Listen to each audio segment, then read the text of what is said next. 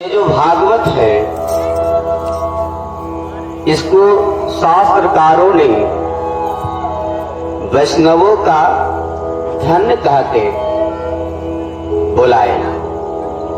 ये जो है भागवत क्या है, वैष्णवों का धन्य है। धन मदे जिसमें पूंजी है, अर्थात कोई सच्चा भागवत वैष्णव हो और उसके पास कोई बड़ी व्यवस्था न हो, धन न हो, बहुत प्रतिष्ठा भी न हो, लेकिन उन वैष्णवों का मानना है कि अगर हमारे पास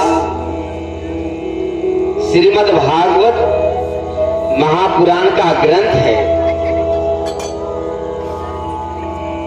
या रामचरितमानस है या रामायण है, तो वही हमारे लिए सबसे बड़ा धन है। आपके घरों में लाखों के करोड़ों का सामान पड़ा हो, पर आपके घर में अगर गीता, रामायण, भागवत, महापुराण नहीं है तो वह घर नहीं है, वह खोखला है। उस घर में भूत की वास हो जाता है, प्रेत की वास हो जाता है। इसलिए हम आप सभी को घर में एक पुस्तक, एक ग्रंथ का रहना अनिवार्य है। गीता रखिए, भागवत महापुराण रखिए या रामचरितमानस रखिए। इतने में से कितने लोगों के पास घर में गीता, रामायण, महापुराण का ग्रंथ है? बताइए, हाथ उठाइए। किनके किनके पास है? जिनके पास हो कि गीता रामायण हो, पढ़ते भी हैं कि केवल रखा गया है अनवारी में। हाँ, ये बहुत खेद की बात है। हम लोग कहने के लिए तो हम लोग हिंदू हैं, केवल कहने के लिए।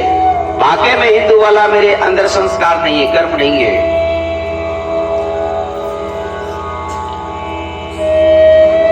आपके घरों में ग्रंथ का आवाज नहीं है तो समझिए वह घर नहीं है, खोखला है। क्योंकि आपके घर में ग्रंथ की आवाज नहीं है। ग्रंथ रखिए तो नित्य प्रतिदिन पाठ करिए, मतलब पढ़िए उसको। ये नहीं कि केवल रख दे।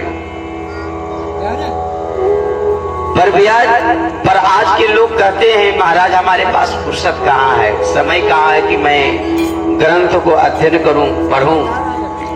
पर श्री वेद व्यास जी ने कहा ठीक है, आपके पास पढ़ने के समय नहीं है तो एक अध्याय ही पढ़िए।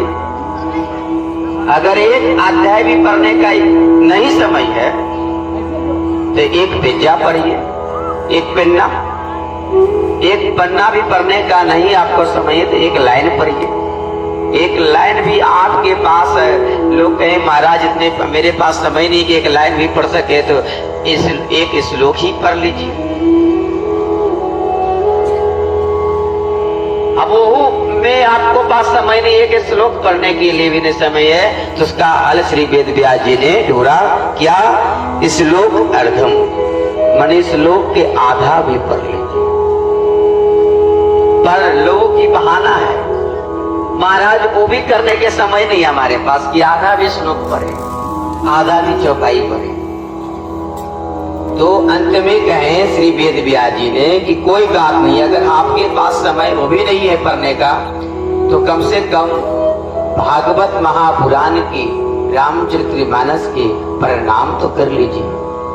नित्य उठकर स्नान ध्यान करके उसके पास आपके पास समय नहीं है तो कम से कम प्रणाम कर लीजिए। देखिए, केवल मोबाइल में ध्यान ना हो,